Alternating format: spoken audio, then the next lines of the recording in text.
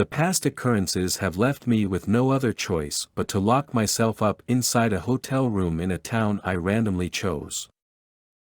Soon, they will find my corpse in this room. Something happened to me and I have absolutely no way of explaining this to anyone close to me. All I know is that it will happen and that I can't stop it. It started with me and 4 other strangers 5 years ago. They'd be the only ones to understand, but I have no way of contacting them. No number, no address. Only their first names. Our ways crossed by accident, at least that's what I always thought. It was a quiet train ride on a Tuesday afternoon and I was on my way to a city across the country for business. I'd been working as a data analyst at the same company for 10 years now, a quarter of my life. And at least one of those years I wasted on trains. But this particular ride was different. It changed my life in a way I didn't think was imaginable. Inside my wagon were 4 other people. Maybe my job had taken over a big part of my life, or maybe my personality was the reason I chose this profession in the first place. But I'd gotten quite thorough at mentally recording all my surroundings. The first stranger was Izzy, a woman in her early 20s, lost in her oversized shirt and big curly hair. Sammy was the most restless of the group and the youngest, still in high school at that time I would guess. He kept getting up to go to the bathroom, to the train restaurant, or simply just walking from one wagon to the other. The third one was Nora, with her dark purple glasses and a few gray strains. Her 2 hours were spent, continuously typing into her laptop. Even though the wagon was almost empty, she sat right across from me. Theo is the hardest to describe because I couldn't see through him one bit. All I can say is that he had very dark hair and a kind smile. I would learn their names and get to know their personalities later that day. All of us had different reasons for being on the train, different occupations and pasts, but we had one particular thing in common. All of our lives would be ruined that day. I was just in the middle of creating a dashboard with Nora's quick but calming typing in my ears when the train came to a sudden halt. We were just passing through a tunnel which I wasn't a fan of in general. A train already feels suffocating, but when it's inside a narrow tube it might as well be hell. Nora gasped and looked around. Then all of a sudden the lights inside our trains shut off as well. I felt the air leaving my lungs and grabbed the table in front of me. Darkness has never been my friend. There should have been at least some light inside, shining from Laura's laptop or from the green emergency signs at the end of the wagon, but there was nothing. It was as if someone had put a black blanket over me. What just happened? Nora said either to me or to herself. My phone's not working, the other woman said. My heart rate fastened. Trains come to a halt in tunnels all the time, but this was different. Somehow I already knew then. I knew that we were in danger. When reality suddenly feels slightly wrong, your body immediately realizes, but your mind can't change gears so quickly. All the thoughts have to be organized. Like, am I imagining this? Could there be a reason that all electricity stops working at the same time? We were thrown into a strange situation, but that wasn't all. There was this lingering feeling. A shift in the atmosphere, you could tell that something was lurking. All these thoughts were rushing through my mind in a matter of seconds. It couldn't have been much longer. That's when we heard the door open, followed by heavy footsteps. Suddenly we were all quiet, awaiting what would happen next. The steps went through the wagon. I could tell that someone had stopped next to me, I could feel and hear their breath. I opened my mouth, but no words came out. Silence was the only thing that felt right at that moment. Then the person moved further and left again through the door. More moments passed, but finally, the light came back. I could hear Nora taking a deep breath and Theo behind me started whispering, "What the dash?" Just before the train started moving again, I looked out my window. Right in front of it was the face of a woman, grinning right at me. The passengers in front of me didn't see her, they were looking at something on their tables, and then I realized that we all had a piece of paper in front of us. There was something written on it, in very distinctive cursive letters. "There is no stopping it."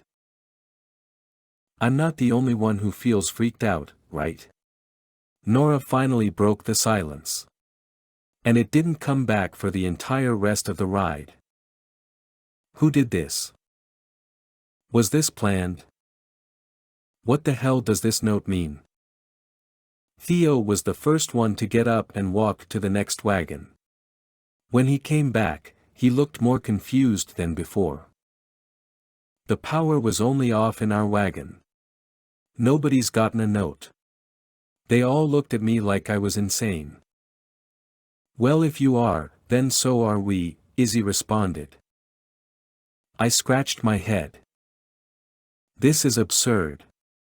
Did someone prank us? What kind of weird-ass prank would that be? Sammy said. At one moment the conductor walked through, but he confirmed what Theo told us earlier. The train came to a halt, but nothing else happened. He actually looked very concerned when he saw the shock on our faces.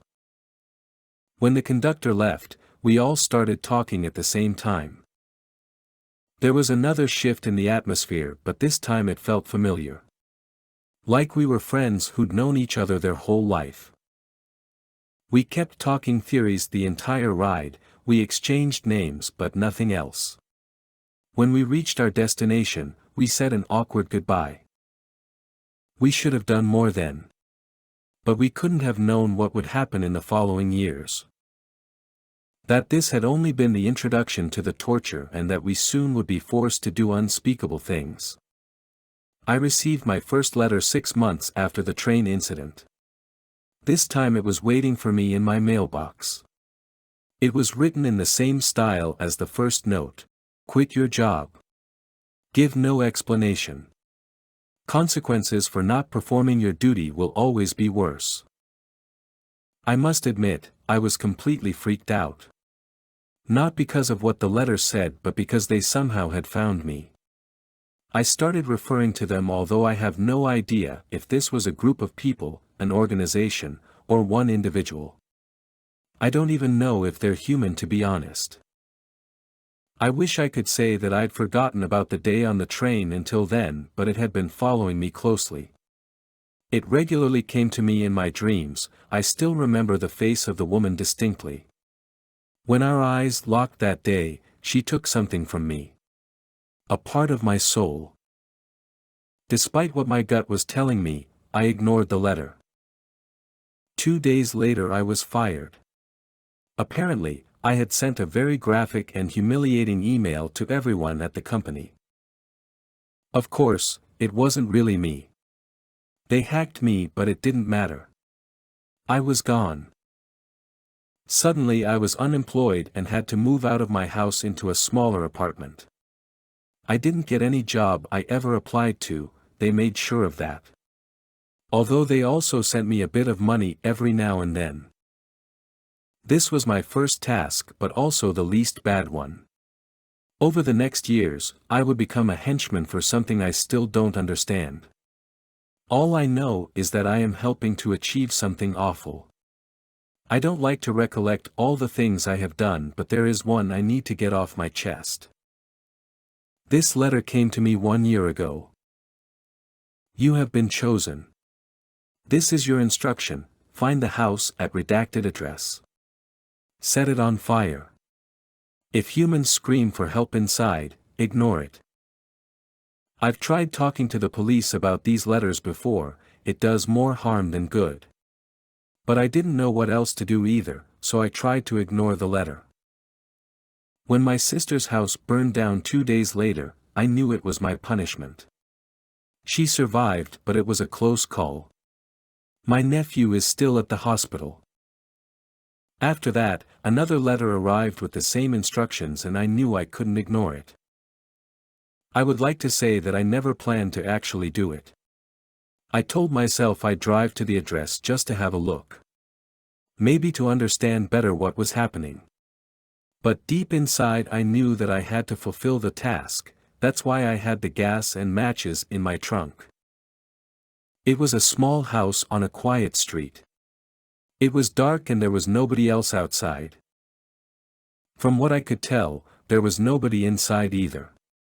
At least that's what I told myself when I started pouring the gas all around the house. And then somebody inside switched on the light. A man my age came to one of the windows and we locked eyes. He saw what I held in my hand. I stumbled back, my heart was racing. I had no idea how to explain what I was doing, but as it turned out I didn't have to. He held a piece of paper to the window with something written on it. You must be burned alive. There is no stopping it. He looked at the matches in my hand and nodded. When it was done, I ignored the screams. For once, I was more than grateful that I never got married or had children. It was time for me to slowly disappear from my regular life. The past few years I've been isolating myself more and more. It didn't matter if I told myself that none of it was true because subconsciously I knew the entire time. The consequence had been following me like a dark shadow, one that had tainted a part of my brain black. And cutting it out was not an option. It's hard to explain how I know all this, but I do.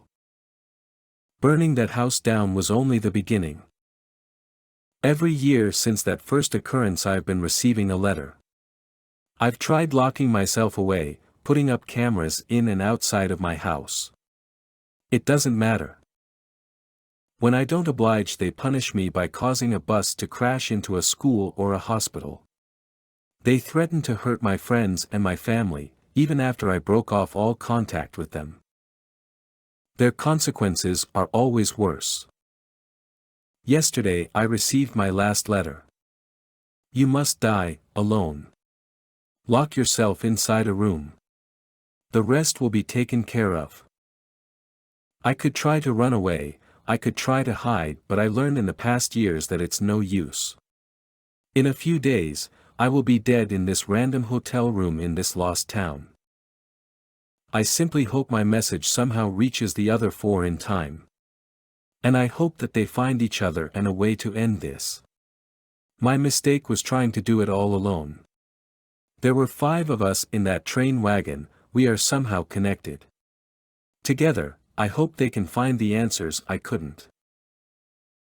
Theo, Izzy, Nora, or Sammy. In case one of you receives a letter instructing you to kill me, do it. There is no stopping it.